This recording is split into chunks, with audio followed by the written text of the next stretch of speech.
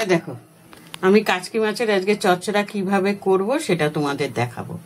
এই যে মাছটা নুন হলুদ মাখিয়ে রেখেছি, আলু ঝিরিঝিরি করে কেটে রেখেছি, বেগুন কেটে রেখেছি, পেঁয়াজ, কাঁচা লঙ্কা, টমেটো, ধনেপাতা, এই দিয়ে আমি এই কাচকি মাছের চচ্চড়াটা রান্না করব।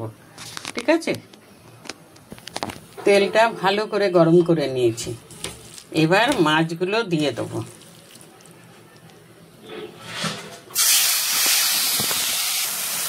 মাছটা আমি একবারে দিয়ে দিয়েছি, এটা লাল লাল হোক, তারপরে উল্টে দেবো। ঠিক আছে,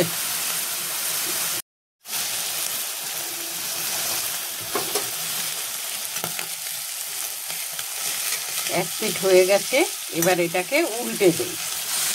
এই যে এটা এবার লাল লাল করতে হবে, বুঝেছো? লাল লাল করে তবে নামাবো। এই দেখো মাছগুলো ভাজা হয়ে গেছে, এবার এগুলোকে নামাবো। এই দেখো মাছটা এরকম ভাবে ভেজেছি, একদম শক্ত কাট করিনি, তাহলে আবার খেতে ভালো লাগে না। এই যে এইভাবে মাছটাকে ভেজে নিয়েছি। এবারে কড়াতে তেল দিয়েছি, বেগুনটা ভেজে নেব। এবার আমি এই বেগুনটাকে ভেজে তুলে রাখবো।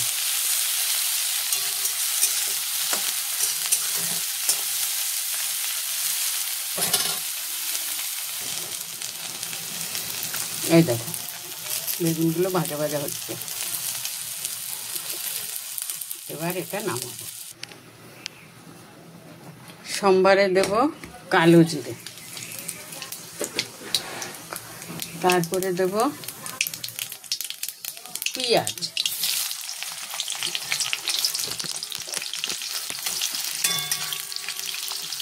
পেঁয়াজটা একটু একটু লাল লাল হলেই তারপরে আলু দেব। এবার আমি আলু দিয়ে দেবো।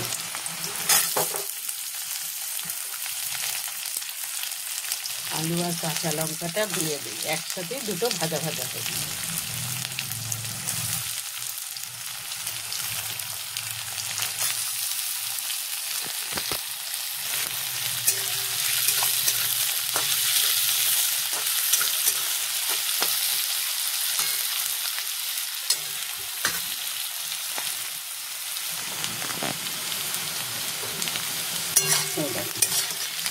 আলুটা ভাজা ভাজা হয়ে এসছে,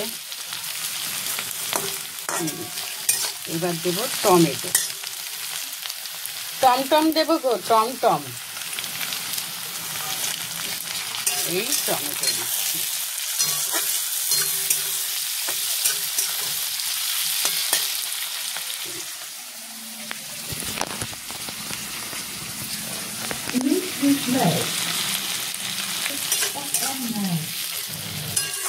এবার দেবো এতে হলুদ, নুন আর কাশ্মীরি লঙ্কার গুঁড়ো।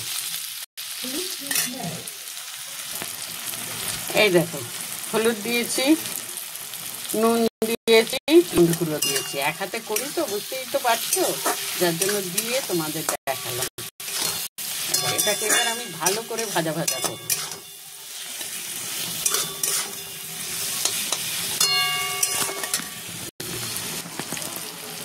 এবার দেবো এই দেখো, এই যে ভাজা জিরের গুঁড়ো।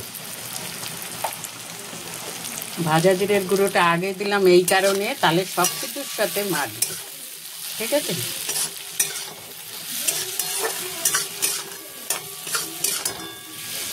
এবার দেবো মাছ আর বেগুনটা।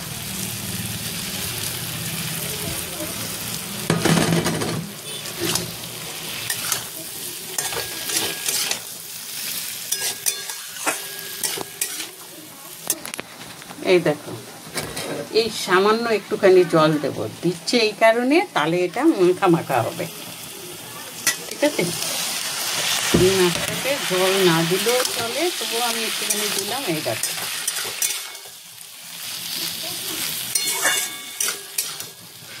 এবার দেবো ধনে পাতা।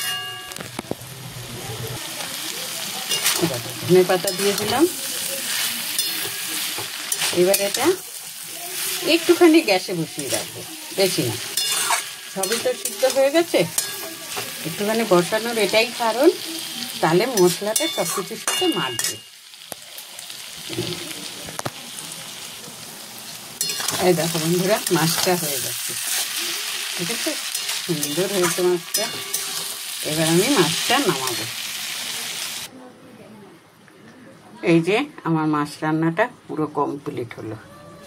মাছটা কেমন হয়েছে গো বন্ধুরা?